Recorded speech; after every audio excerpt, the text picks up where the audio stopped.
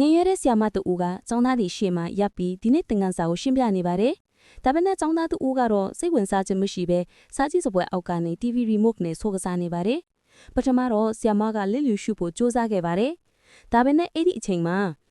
အကိုလေးလို့ခေါ်တဲ့တိတ်ဆိတ်ညင်သက်တဲ့ကောင်လေးတယောက်ဟာအမြဲတည်းတယောက်တည်းထစ်နေပြီးနေ့တိုင်းအနိုင်ကျင့်ခံရပါတယ်။သူ့ကိုဘသူကမှဂယုမစိုက်ကြပါဘူး။ဒါပေမဲ့မနက်ခင်းတစ်ခုမှဆရာမအစ်စ်မြတ်မြတ်ရောက်လာပါတယ်။သူမကသူ့ကိုပြုံးပြခဲ့ပြီးအဲ့ဒီအချိန်ကစလို့သူ့ကဘာကြီးစတင်ပြောင်းလဲခဲ့ပါတယ်။တနေ့မှာတော့အကိုလေးဟာနောက်ဆုံးမှသူ့ကိုအနိုင်ကျင့်နေတဲ့ကောင်လေးတွေကိုပြန်ပြီးတိုက်ခိုက်ခဲ့ပါတယ်။မြတ်မြတ်ရောက်လာပြီးရံပွဲကိုရက်တန့်စေကသူ့ကိုကကွယ်ပြီးခဲ့ပါတယ်။အဲ့ဒီအချိန်ကစလို့သူမဟာဘသူကမှဂယုမစိုက်တဲ့ကောင်လေးအတွက်စိတ်မကောင်းဖြစ်လာပါတော့တယ်။အကိုလေးဟာဘသူကိုမှမဟုတ်ပဲသူ့ကိုကောင်းကောင်းမွန်မွန်ဆက်ဆံတဲ့ဆီယမမြတ်မြတ်စီစားရဆောင်ယူခဲ့ပါတယ်။